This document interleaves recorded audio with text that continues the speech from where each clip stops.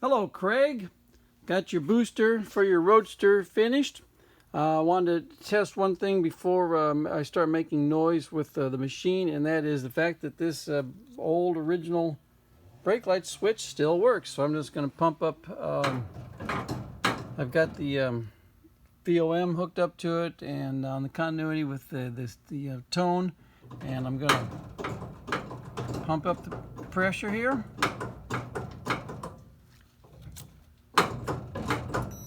And there you go. You've got tone, contact, and it looks like it's at about this gauge right here, probably about 150 psi. So it's a little strong. Usually they start making tone around 50 psi. So this thing's getting old, but it still works. And I want to do that first because the machine is noisy and you can't hear the tone. Let's get rid of this. Okay, now then. Got all the CAD plating, the original CAD plating. The air filter assembly's been remanufactured. Got all new parts inside there. Got stainless steel bleed screws for you. The slave cylinder is great. Got it honed out. The vacuum diaphragm inside is new. All new hydraulic parts inside. Got the vacuum check valve rebuilt, and just leave the method of attaching the vacuum check valve. Well, I don't know why Mercedes did this, but inside there's a nut inside there that holds this in place, and if you unscrew this check valve, that nut falls down inside there. It's not a captive nut, and so you have to take the can off to reattach the vacuum check valve. So just warning you in advance to be mindful of that. Now then, the machine here, we've got our vacuum. Both of these gauges are tied together and are going to indicate the amount of vacuum my machine is producing. And then as the booster is put into service, the more it's activated, the closer this gets to zero, and this gauge is going to read zero when the booster is fully activated. This vacuum gauge is going to read constant vacuum, which is supplied by the machine here. Hydraulic side, got the input. Both gauges are tied together. This gauge goes up and maxes out, and this gauge goes up and reads final input pressure as supplied by my master cylinder on the machine. And then output, the gauges again are tied together. This one goes and reads final, maxes out, and this will read final output pressure.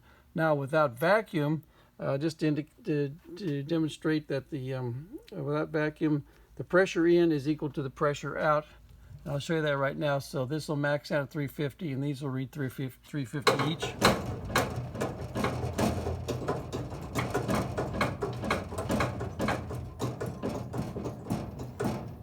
So that's the pressure in, the same as the pressure out. This thing just, it's one of the safety features of the booster. If you lose vacuum for some reason, you do not lose braking.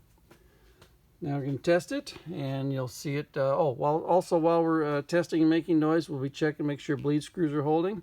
There's a seal down inside here. Make sure the seal is not leaking here. We've got a let's see if there's a weep hole on this version. Nope, no weep hole. Never mind. And also the brake light switch. Someone had this screwed in just about maxed out and bottomed out, and they're not supposed to be like that. This is a 10x1 thread pitch in here, but this is a 10x1 taper on here, and these should just be screwed in until the point where they don't leak. But this one may have been compromised by over tightening it, but I have it just in there, actually hand tight is all I did on it. And let's see if I can get another squeeze on it. Yeah, just another squeeze on it. So just hand tight is all they need to be in there. I'm sure you guys know that. I'm using .3 brake fluid, so when you take it apart, or take the transport plugs out, you're going to have some, watch out for seepage. Also, when doing your final tightening on this fitting that goes for your brake lines, use a wrench to hold right down here to keep the slave cylinder from rotating. This will jam nut will probably keep it from rotating, but I just don't want it don't want you to rotate the slave cylinder needlessly. The jam nut's designed to keep it in place, but not necessarily designed to overcome some cranking down pressure on that fitting out there. Now we're going to test the booster.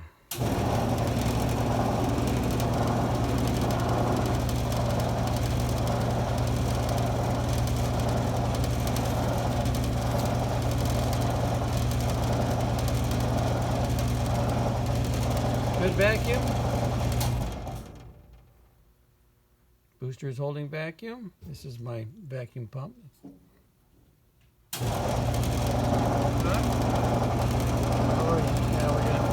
Now we'll activate the booster.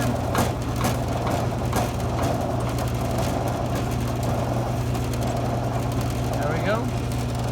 These are our pressures. This booster is a beast. It's like a 3-to-1 boost ratio. So you're gonna, whatever we read here, you're gonna have about 3 times over here.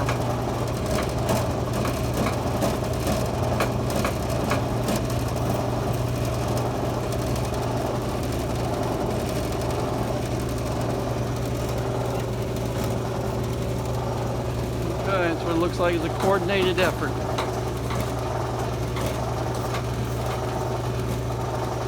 Checking for leaks.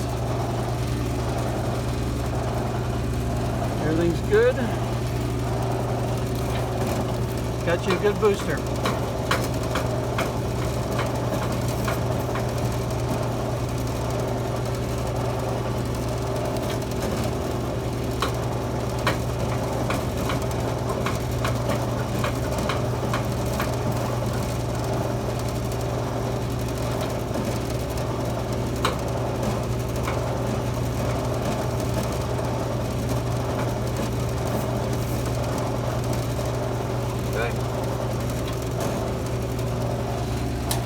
Got you a good booster. Thanks for sending it to me.